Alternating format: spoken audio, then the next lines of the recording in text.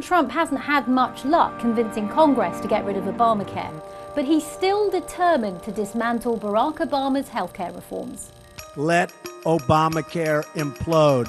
So how would that happen? Well, here in the US, healthcare is a business. So if we look at it like one of the Trump hotels, how would he try and shut it down? Well, there are three ways. We'll let Obamacare fail. One of the simplest ways is for the president to continue bad-mouthing Obamacare.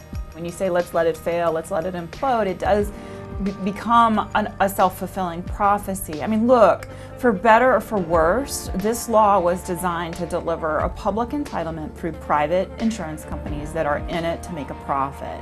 Imagine if he did that with one of his hotels, saying it's this, Nightmare. or this, Skyrocketing costs. or this. Pain. Well, no one would want to stay there anymore. Donald Trump's a businessman. If you keep talking a commodity down, it loses its value. The second way he could take down Obamacare is by cutting government payments to insurance companies.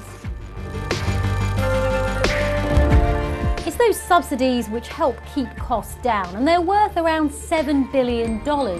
If they're cut, well, that could lead to insurers either leaving the market completely or, in a best case scenario, raising premiums as much as 20%.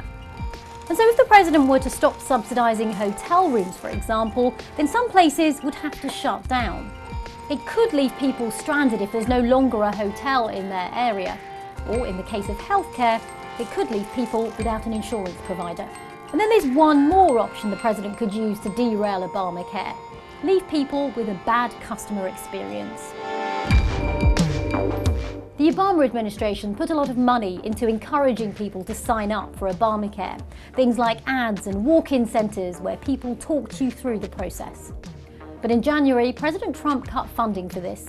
They have a proposal to dramatically reduce the consumer assistance budget. That's essentially for when consumers are coming to the website and they need to figure out, am I eligible for subsidies? What can I sign up for?